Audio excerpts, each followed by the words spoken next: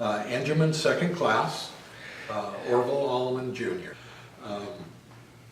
I was in the Tet Offensive in 1968, and it started early in Qui Nhon the day before,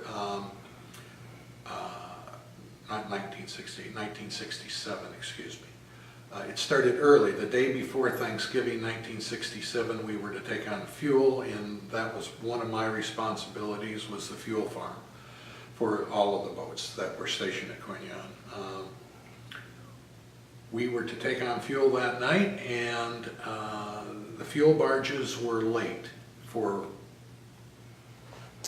what ended up to be a very good reason, because we went to general quarters about 11 o'clock that night when our water tank was blown up.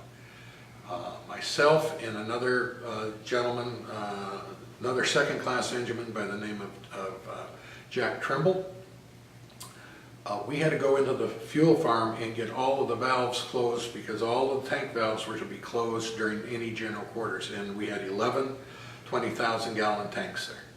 We were very rapidly closing the tanks, and I was closing the tank on one, or the valves on one tank, and the tank next to it exploded.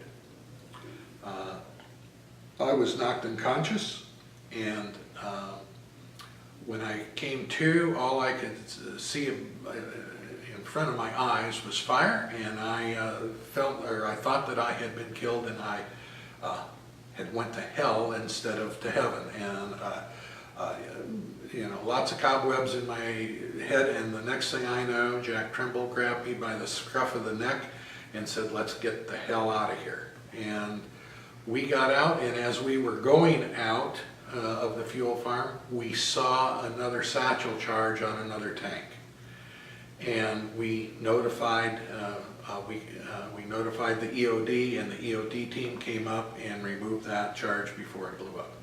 So that was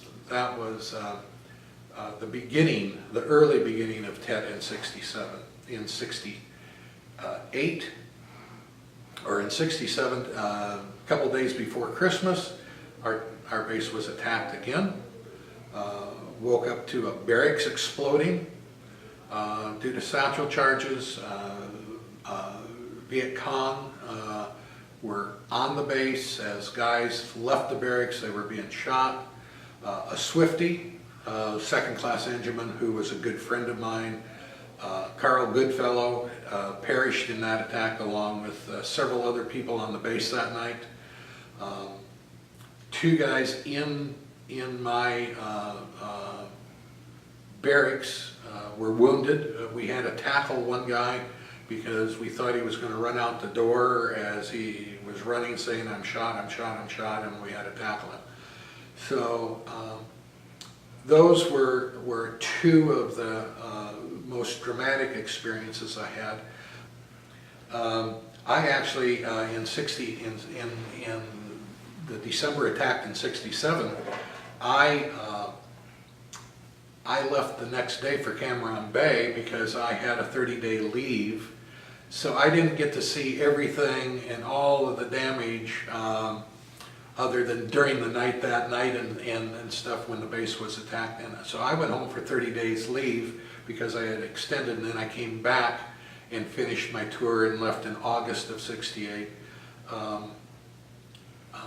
And as I said, then I turned right around, was assigned to a ship, and within 60 days I was back off the coast supporting all of the troops off of the coast on this refrigeration ship that I was on, the USS Procyon.